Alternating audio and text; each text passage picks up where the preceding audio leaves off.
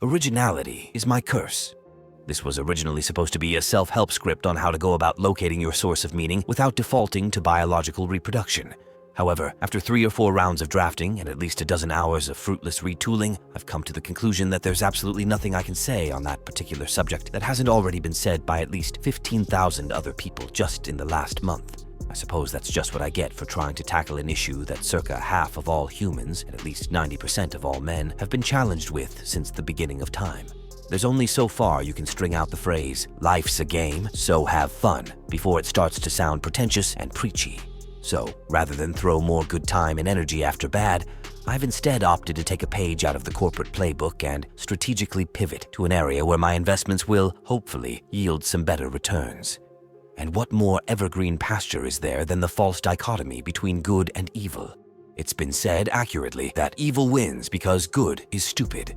However, it's also been truthfully stated that evil cannot create anything new. They can only corrupt and ruin what good forces have invented or made.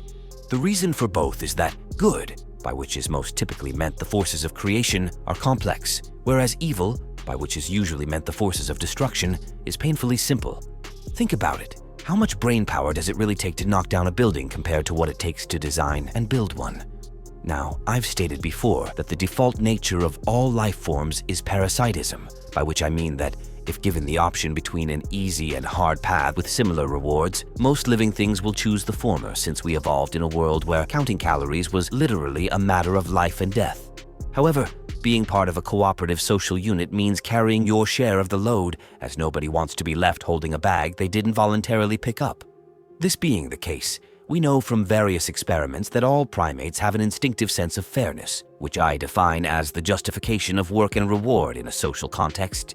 A few days prior to the writing of this new script, What If Falthist put out a video wherein he describes the polarizing relationship between civilizations and what he calls anti-civilizations, those peoples which are better known to most of us as barbarians. Now, I'm not enough of an authority to argue the historicity or anthropological validity of his analysis. However, the reason I bring it up is because his observation that primitive societies, that is, societies that, for whatever reason, usually relating to environmental scarcity or instability, never evolved the cultural or technological devices necessary to form cities, never needed to evolve the concept of the soul, since they would have no need to abstract their source of individual value when such is granted by their role and position within the group, caused several ideas I've had floating around to finally converge into a coherent thesis, which is what I mean to present to you now. Specifically, it was his line about how the Mongols didn't view the farmers they ransacked as people, but rather as livestock to be herded, exploited, and culled if they should prove more trouble than they're worth that really got my wheels turning. And it's at this point that I'd like to quickly splice in here a line from Terry Pratchett's Discworld novel, I Shall Wear Midnight. Evil begins when we treat people as things. So with that in mind, my idea is this. Evil wins because it is simple, where good is complex. But conversely, evil cannot create because it is simple, where good can because it is complex. This notion is predicated upon the threefold observations that, with some exceptions obviously, 1. The most acquisitive people tend to be the least creative. 2. The most creative people tend to be the least acquisitive.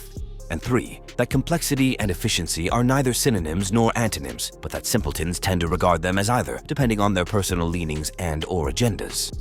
I've held for a long time that the reason why the socioeconomic elites are the socioeconomic elites is because, unlike regular people who, insofar as they can afford, tend to divide their time, energy, and resource budgets more or less evenly between their work, family, hobbies, etc., the elites invest 100% of their human efforts into the sole pursuit of acquisition.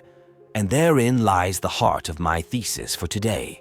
Evil wins because it is simple and efficient. All its energies are galvanized towards the singular goal of strengthening itself, and anything that doesn't serve its goal is ruthlessly attacked and purged.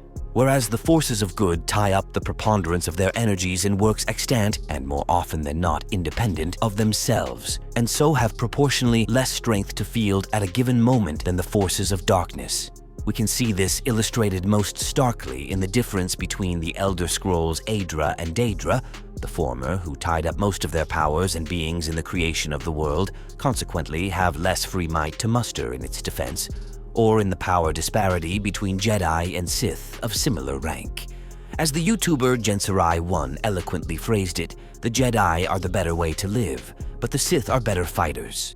Now, I've stated elsewhere that power, by which I mean simply the ability to do, does not in fact corrupt, but enable. I've also said that evil is one of those words that gets thrown around far more liberally than it ought to be, and that simple people crave simple solutions to complex problems.